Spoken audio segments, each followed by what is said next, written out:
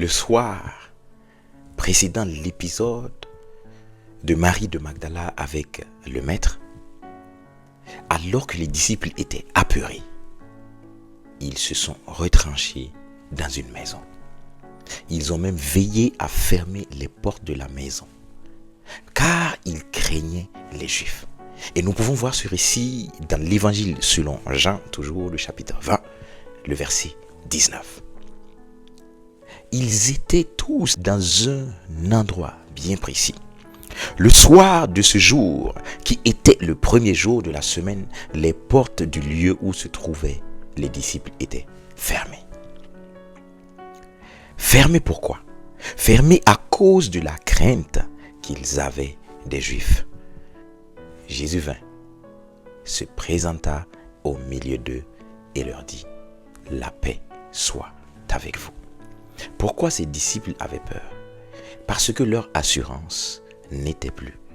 Parce que le Seigneur Jésus, qui leur donnait la paix, n'était plus avec eux. Mais chose extraordinaire, Marie de Magdala dit que le Seigneur est revenu d'entre les morts, mais personne ne pouvait croire. Et Jésus va se présenter à eux. Et quand il est arrivé, il est venu pour résoudre premièrement leur problème de paix. Car ils étaient troublés en eux. La peur avait pris le dessus. Et Jésus vint et il leur dit: que la paix soit avec vous. Le Jésus que nous te prêchons, le Jésus que nous te professons, le Jésus que nous te présentons, c'est celui qui donne la paix intérieure. Autour de toi, tu peux être troublé. Ici, on n'avait pas dit que la persécution des Juifs avait pris fin. Mais Jésus est venu leur accorder la paix, même au milieu de la tribulation. Parfois, la situation peut être là, mais quand tu as la paix de Dieu en toi, tu deviens un homme et une femme inébranlables. Nous continuons. Et Jésus va leur accorder la paix. Cependant, il y a un qui n'était pas là. Il y a un des disciples de Jésus qui n'était pas là.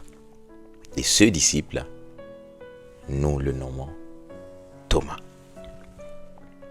Thomas n'était pas là, et lorsque Thomas va venir, les disciples vont lui faire un rapport de ce qu'ils ont vécu. Ils vont lui dire: nous avons vu Jésus, nous avons touché ses mains, nous avons vu les cicatrices de ses blessures, tout ce qu'il a souffert sur la croix, ou tout ce qu'il a souffert pendant le processus de la crucifixion. Nous avons vu et nous avons attesté que c'est ce qui s'est passé et que celui qui s'est présenté à nous n'est nul autre que Jésus, le ressuscité. Cependant, ils vont donc dire à Thomas: nous avons vu le Seigneur. Mais Thomas va répliquer. Il leur dira: si je ne vois dans ses mains la marque des clous, et si je ne mets mon doigt dans la marque des clous, et si je ne mets ma main dans son côté, je ne croirai point. Thomas, il y a plus d'un disciple qui t'a parlé. Il n'y a pas que Pierre, il n'y a pas que Jacques, il n'y a pas que Jean. Plusieurs disciples se sont adressés à Thomas avec le même récit. Nous avons vu le Maître, nous avons vu ses blessures, nous avons vu la cicatrice de ses blessures. Mais Thomas dira: ça, c'est votre perception. C'est ce que vous dites, mais moi, je ne crois pas. Ici, il venait de présenter son incrédulité. Mais dans toutes ces choses, la Bible me montre qui est Jésus. La Bible me montre la compassion de Jésus. Car dans Jean le chapitre 20, toujours le verset 26, on me dit que 8 jours après, les disciples de Jésus étaient de nouveau dans la maison. Et Thomas était avec eux ce jour.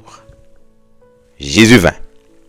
Les portes étant fermées, se présenta au milieu d'eux et dit: la paix soit avec vous. Jésus accorde toujours la paix quand il arrive.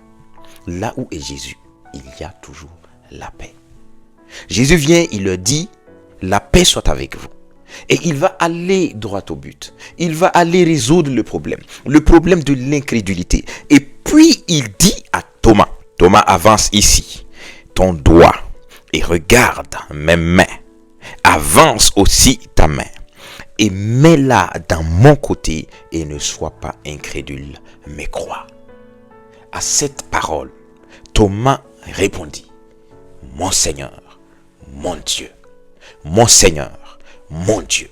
Thomas avait besoin de voir avant de croire. Mais Jésus s'est déplacé.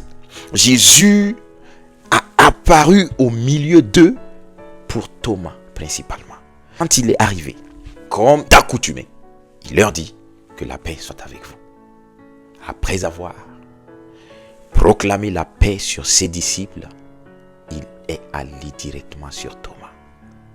Et il va montrer à Thomas ce dont il avait besoin pour croire.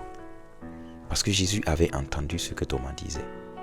Jésus avait vu ce que Thomas disait. Dans leur semblant de lieu secret où ils étaient ensemble, les portes fermées, Jésus entendait ce qu'ils étaient en train de dire. Et il est venu au secours de Thomas. Jésus est là pour les faibles. Jésus est là pour ceux qui ne croient pas. Si tu veux vraiment que ce Jésus vienne à toi comme il est venu pour Thomas, comme il est venu à Thomas dans sa faiblesse, dis-lui ce dont tu as besoin pour croire.